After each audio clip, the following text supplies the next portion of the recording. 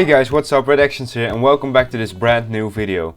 This week you guys decided that I should do an F1 2013 race at Spa. If you guys didn't know, I do a community poll every week to decide the challenge for the week. So if you want to have a say in what challenge I do, please subscribe to not miss any community posts. We are getting closer and closer to 5,000 subscribers and I hope we will reach it soon. Anyway, let's get this race started. Okay guys, so here we are on the grid of Spa-Francorchamps. We are starting in P21, which is second to last place. Yeah, it is. We are using the Cooldown stock Ferrari and racing against the F1 2013 opponents mod, which was made especially for this car. So that basically includes the whole grid, and you are supposed to pick the Ferrari and then the AI will drive the rest of the cars. You can drive the other cars, but they're not as polished as the Ferrari one. So we are starting all the way at the back, as I said. Fernando Alonso and our teammate is in like P7 or P8. So there's no specific goal for this challenge. It's just to remember the good times we had in the V8 era, because yeah, let's be honest, that was quite a good era. So let's get going, shall we? Okay guys, so here we are on the grid at Spa-Francorchamps, behind the wheel of our Ferrari F138 with this beautiful V8 engine, 6 red lights, and away we go. Little bit wheel spin. Ooh, wheel spin in second gear, but it's an okay start. Open the DRS because that's allowed in assetto corsa. So we fly past all the back markers and do a huge dive bomb into the first corner. Let's keep it in second gear because if you shift down to first gear you'll die. We have a McLaren on our left hand side, but we outdrag him with the use of curse. So yeah, we actually had hybrid systems back in the day, but it was manual. So you had to manually press a button in order to get more power as we fly past both the Force India and the Williams. We gain massive amount of positions there. I think we're already up into like P10 or something. See if we can slipstream Nico Hulkenberg because he was actually at Sauber back in the day. Back into third. Come on, he's slow on the apex. Turn in. And use the curse again. Let's see if we can overtake him into... on this. No, we cannot. Understeer corner, I wanted to say that. So, we have survived the first sector, which is very important in assetto corsa, because basically if you survive the first sector you will survive the whole race. Let's turn in. Yeah, let the downforce do the work. These things, okay. Before I say anything more about these cars, let's describe these things as we overtake Hulkenberg. Probably hold it around the outside here. Ooh, don't spin on the curb, man. Ooh, don't spin. So okay, these cars, as you can probably tell, they're quite tricky compared to nowadays cars. Actually, most cars are quite tricky compared to nowadays cars. So these things, they're tall and ugly. They're basically like driving bricks that you've turned on the side. And that's because I think the regulations mandated that these things have massively high rear wings, which were very narrow. Which was an effort to reduce grip. As there's a crash ahead of us, I think one of the Red Bulls has spun there. Let's see if we can capitalize. Yeah, we can. Ooh, don't spin it. As we are now up into P6, wow, so we went from P21 to P6 in one lap. And we don't have to make those mistakes in order to keep it that way. As you can see, Grosjean overtaking us immediately. He was actually a front runner back in 2013, can you imagine that? As Mark Webber retires, which probably was the Red Bull that spun. Probably Vettel's going off into the distance because yeah, this mod comes with performance differences within the cars. But what was I saying? Oh yeah, the cars. As we have a McLaren is actually coming in our slipstream. But as I was saying, these cars.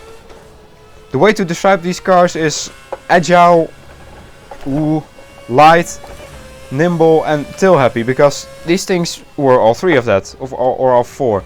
They are very light compared to nowadays cars because they of course don't have those huge battery packs. Turn in, hit the apex, yeah.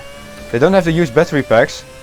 They're much simpler cars in terms of internal complexity, which also makes them lighter. And they actually have okay downforce, so in the slow corners they're actually quite tricky and tail happy to drive, but in the quick corners we actually have some nice downforce to play with, as I absolutely butcher Lecom. Brake, turn in. I'm driving horribly at the moment, I'm sorry guys. But it's quite hard to talk about all these things and to drive at the same time. But we're pulling away nicely from the McLaren behind us, as you can see in our rear view mirror there. And keep it in 6th gear for this corner because this thing doesn't really have that much power in the top end of the rev range. And brake. So this is the strongest corner for the AI. They always gain time on me here because they don't have the risk of spinning out, and I do. Let's open the DRS again. As you can see, the top 6 is pulling away from us quite drastically here. As we have a McLaren who wants to badly overtake us. He actually runs into the back of us and he pushes us wide. That was a nice karting style overtake there. That was button, wow. So yeah, that was a textbook karting move. Just give the guy ahead of you a light tap in the braking zone, he'll run wide and you can go up his inside. That's, believe it or not, that's how most overtaking is done in karting. At least from the dirty drivers. Which I was definitely not. Definitely. But let's focus on this race now. Going up to 310 kilometers now with DRS and curse. Let's brake here. I think we're running a little bit too much downforce for this track, to be honest. But that's just the stock setup. The AI is running stock as well, so we don't have to complain. But we shouldn't complain, really. Into Understeer City. As we have now our teammate who is creeping up behind us. So if we keep ahead of him, that's challenge succeeded for me. You can see in the fast corners we're so much quicker, but like in these slow and twisty bits, they just catch up to me, no problem. As we're actually getting on button now, I think. Brake here. Don't mess up Lacombe again. Yeah, beautiful. So doing this is actually a trip down memory lane. I actually played quite a lot of F1 2013 back in the day when I was about 11 or 12. Because that was the first real Codemasters F1 game I really got into. My dad bought me F1 2010 back in the day, but I was 8, so I didn't really play it seriously. I just crashed and messed about in time trial, I think. But F1 2013 is like the real game I first started a career mode on. And also, ooh, that was very nearly a spin. And also, talking about trips down memory lane, yesterday I bought the best DTM mod for Assetto Corsa there is. And I took all the 3 cars around Hockenheim, which also was a trip down memory lane, because the first real sim I got was DTM Race Driver 3, or Toka Race Driver 3 as it's called in some parts of the world, I think. And well, as the name says, that has the main focus of the game is on DTM, or Toka I guess in the other parts. I don't know if that's a racing series. But yeah, the first level you had there was DTM at Hockenheim, which I did again yesterday, which was a nice trip down memory lane. Might do a video about that as well. Ooh, don't spin. Don't get too carried away with talking about nostalgia, because you will spin.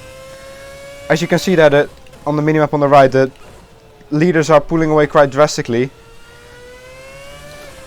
And that's mostly down to this mod, because the cars actually have different performance levels in this mod.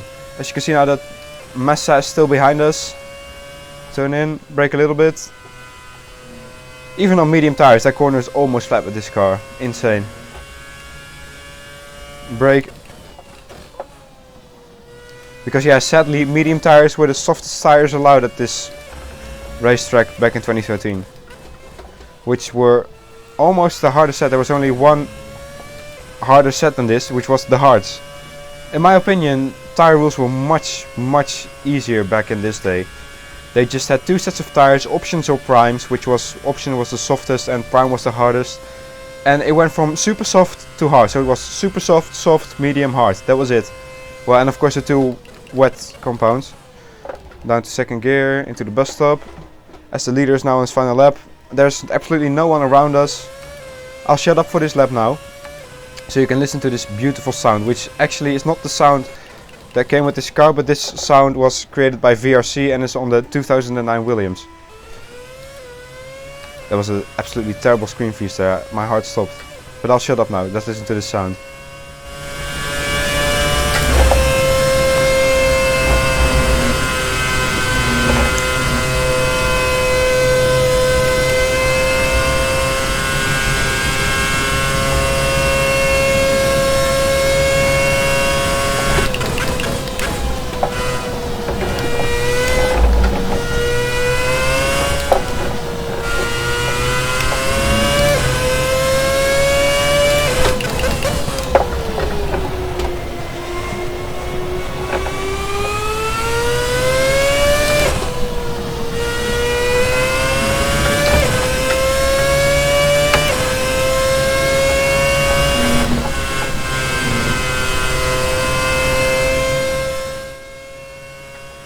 So yeah guys, in my opinion that sounds just absolutely insane.